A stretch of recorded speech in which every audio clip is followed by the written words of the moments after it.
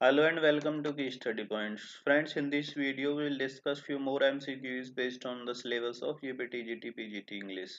So let's get started and look into the first question. In order, intimation of immortality, what central theme does Wordsworth explore? Options are the eternal nature of soul, the loss of innocence and the process of aging, the fleeting nature of human love, power of memory to reconnect with past joys.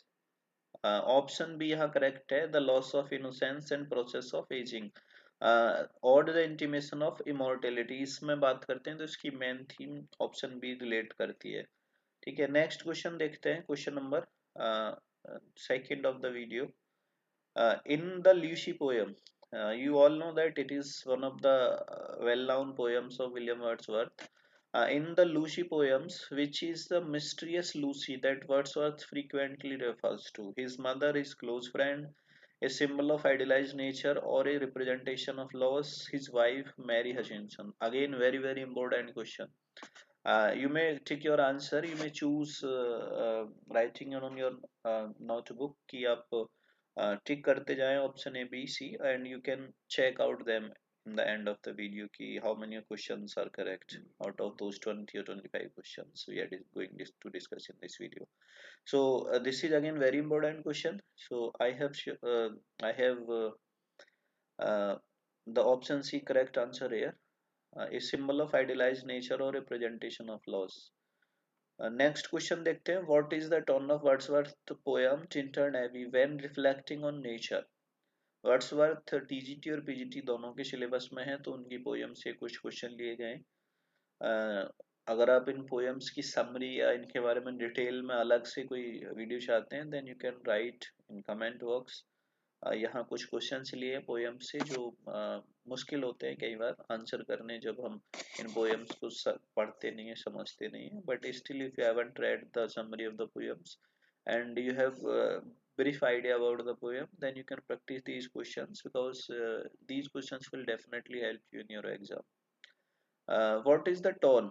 ठीक है, so options are melancholic and despairing, reflective and nostalgic, optimistic and joyful, cynical and disillusioned.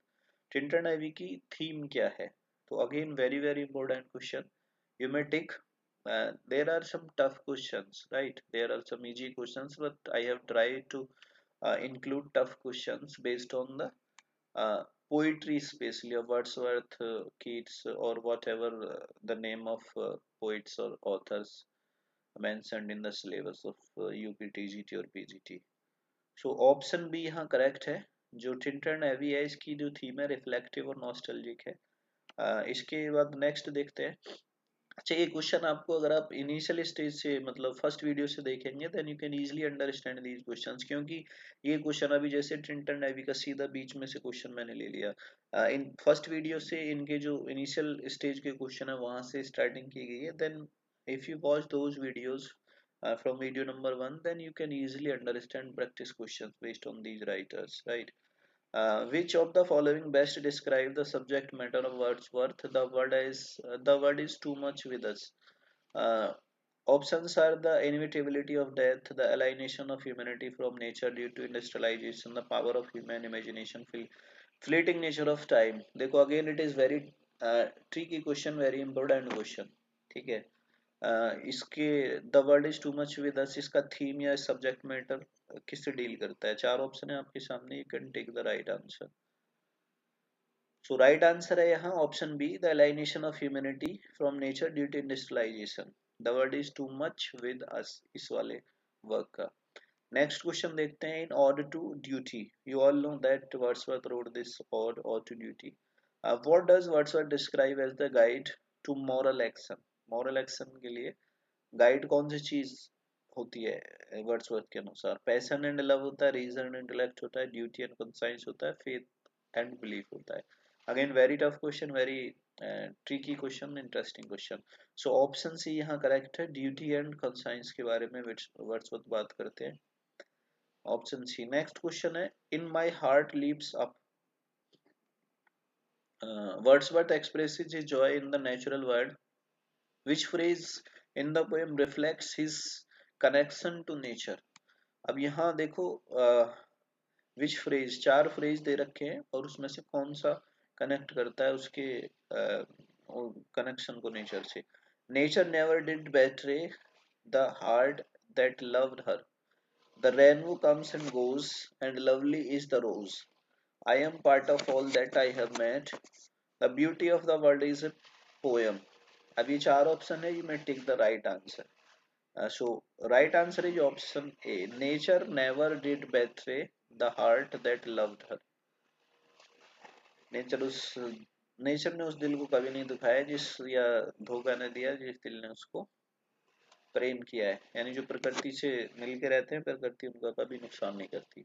Next question है, what is the role of memory in Wordsworth poetry, particularly in Tintin Avian odd intimations of immortality? ठीक है, options are, it is seen as distraction from present. It serves to connect the poet to a lost childhood and spiritual experience. It is ignored, focusing only on the present moment. It serves as a tool to lament the inevitable passage of time. तो यहाँ right answer है option B. Very very important question. It serves to connect the poet to a lost childhood and spiritual experience. These are very very tricky questions. You can't ignore them. You must understand, or you must take those correct answers. Which of the following works is a collaborative effort between William Wordsworth and Samuel uh, Taylor Coleridge? So you all know that it is lyrical ballads. No need to explain the options. It is very easy question कि S T college William Wordsworth ने एक collaborative work किया था, जिससे माना जाता है कि जब वो 1798 में पब्लिश हुआ था, तब से ही रोमांटिक इरा को काउंट किया जाता है, माना जाता है। It was a thought provoking work, और जो रेवोल्यूशनरी वर्क था, जिसने आने वाली कई सारी जनरेशंस को, even today we read that work with enthusiasm. Next question. In the poem London 1802, what does Wordsworth call for in the final lines of the poem? A return to nature and simplicity, revolution to overthrow the monarchy, a rebirth of the greatness of England, the rejection of industrial progress. Again, very, very important question. तो option यहाँ C correct है, रिवर्थ of the greatness of England की बात करता है जब London poem में लगभग जो लास्ट स्टेंजा लास्ट लाइन होती है उनमें बोलता है।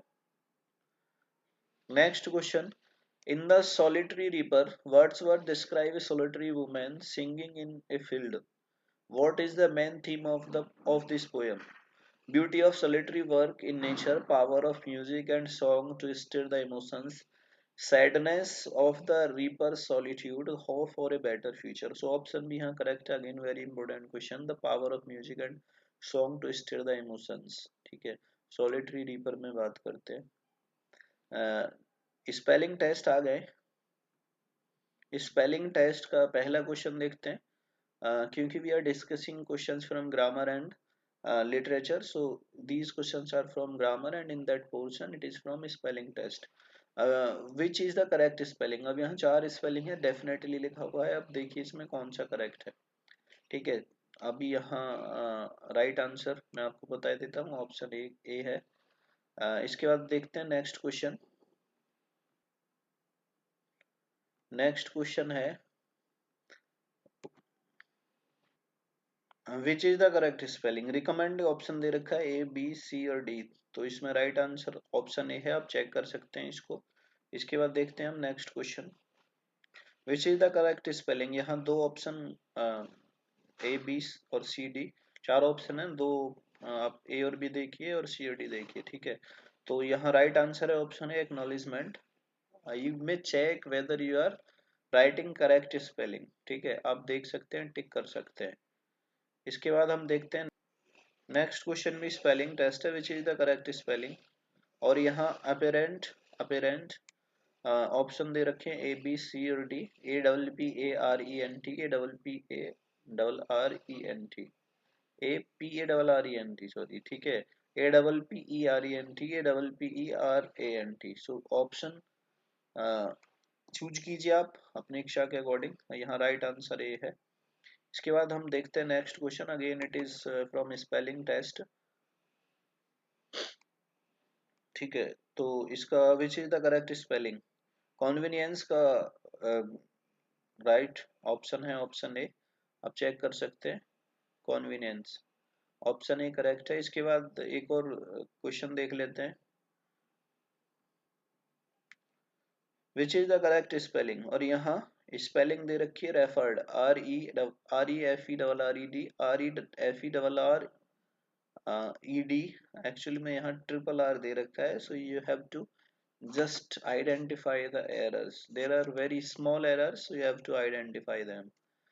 थर्ड है REFERED, तो यहाँ ऑप्शन ए करेक्ट है दिख रहा है। तो ये कुछ क्वेश्चंस हैं जो स्पेलिंग बेस्ड। एक लास्ट क्वेश्चन और देख लेते हैं जो स्पेलिंग बेस्ड है, which is the correct spelling. ठीक है, इसमें इंडिपेंडेंस की, इंडिपेंडेंट की स्पेलिंग है INDEPENDENT, INDIPENDENT। आप इन तीन में से चूज कीजिए, ABCD। I'll give you few seconds, you may choose your correct option. I'll tell you the option is the correct answer again. So this is a collection of questions जो grammar और literature portion से लिए गए हैं। आपको पसंद आए तो लाइक कीजिए, वीडियो को शेयर कीजिए अपने दोस्तों कलीग के साथ, और चैनल पे प्ले लिस्ट जरूर चेक कीजिए, और अगर फर्स्ट टाइम विजिट कर रहे हैं तो सब्सक्राइब भी कीजिए। Thank you.